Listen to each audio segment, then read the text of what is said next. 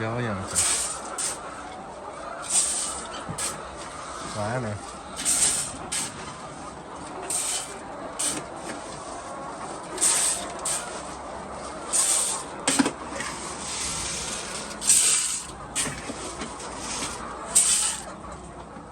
Luôn luôn.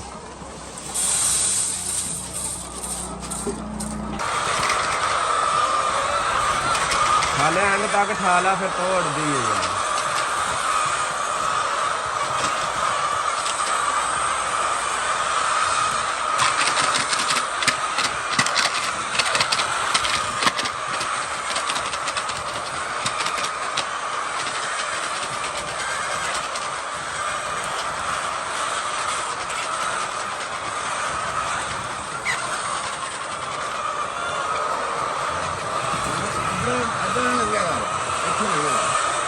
itu jangan gelit, kalau kawan mesti lagi.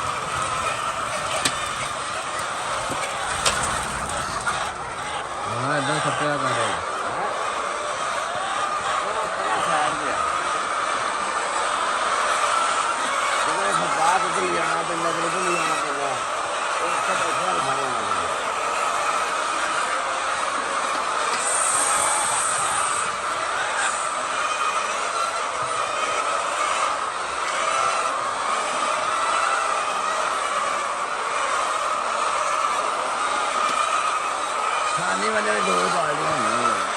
ਉਹ ਗਰਮੀ ਨੇ ਆ ਗਈ ਨਾ ਆਂਦਾ ਲੇਟ ਹੋ ਜਾਣਾ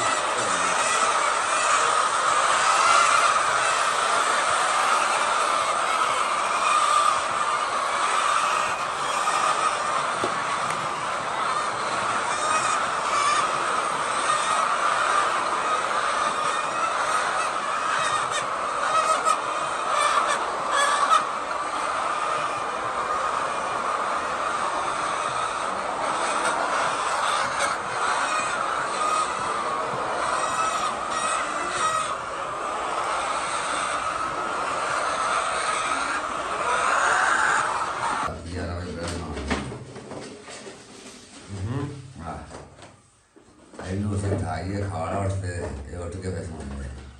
ਫਿਰ ਉਠਾਈਏ ਫਿਰ ਸੌਂਦੇ ਇਹਦੀ ਮਾਂ ਕਹਿੰਦਾ ਉਠਾਈ ਜਾਂਦੇ ਆਪਾਂ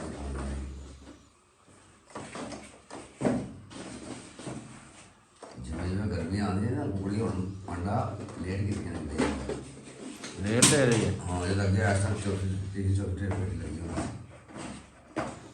ਤੈਨੂੰ ਪਤਾ ਹੀ ਹੈ ਤੂੰ ਆਉਂਦਾ ਹੁੰਦਾ ਕਿ ਤੂੰ ਆਉਣਾ 6 ਵਜੇ ਕਿਹਦਾ ਆਇਆ 7 ਵਜੇ ਆਇਆ 6:30 6:30 ਵਜੇ 6:30 ਵਜੇ ਸਾਡੀ ਪੇੜ ਤੀਜੀ ਚੌਥੀ ਲੱਗੀ ਹੁੰਦੀ ਸੀ ਆਇਓ ਤਾਂ ਦੋ ਲੱਗੀ ਹਮੇਸ਼ਾ ਤੀਜੀ ਲੱਗੀ ਹੋਈ ਇਹ ਨੀਂਦ ਹੀ ਨਹੀਂ ਆਈ ਰਾਤ ਨੂੰ ਖਾ ਲਿਆ ਤੇ ਇੱਥੇ ਸੌਣੇਗਾ ਤੈਨੂੰ ਆਖਿਆ ਇੱਥੇ ਤਾਂ ਨਹੀਂ ਮੰਨਾ ਚਾਹ ਉਹਨਾਂ ਤੇ ਖਾਲਾ ਠਾ ਦਿੰਦਾ ਸੀ ਉੱਠ ਪਾ ਫੇਰਾ ਮਾਰਨ ਚੱਲੀ ਉਹ ਅਸਲ ਤਾਂ ਪੈਕੇਜ ਕੋਈ ਨਾ ਮਿਲਾਏਗਾ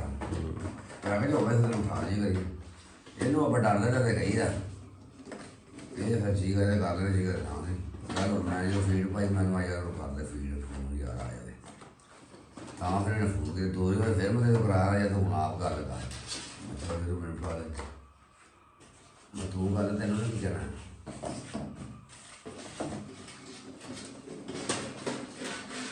ਅੱਜ ਆਪਣਾ ਲੱਗੇ ਪੈਕੇਜ ਨਾਲ ਲੱਗ ਫਿਰ ਆਪਾਂ ਤੈਨੂੰ ਕਾਰਨਾਂ ਕਰਨ ਕਰਕੇ ਫੋਨ ਸੁੱਟ ਕਰ ਇਹ ਸਿਰਫ ਇਹ ਕਿ ਫਿਰ ਸਮਝਣ ਨਹੀਂ ਆ ਯਾਰ ਵੀ ਗਿਆ ਦੇਖੀ ਨਹੀਂ ਮੈਂ ਕਹਿਣਾ ਅਸੀਂ ਭਰਾਵਾ ਬੱਚੇ ਦਾ 3:30 4:30 ਵਜੇ ਸ਼ੀਰ ਪਾ ਕੇ ਫਾਰਗ ਹੋਈ ਫਿਰ ਅਸੀਂ ਬੈਗ ਸਿਗਰਟ ਪੀਨੇ ਆ ਪੱਕਾ ਸਿਗਰਟ ਪੀ ਗਏ ਤੇ ਫਿਰ ਅਸੀਂ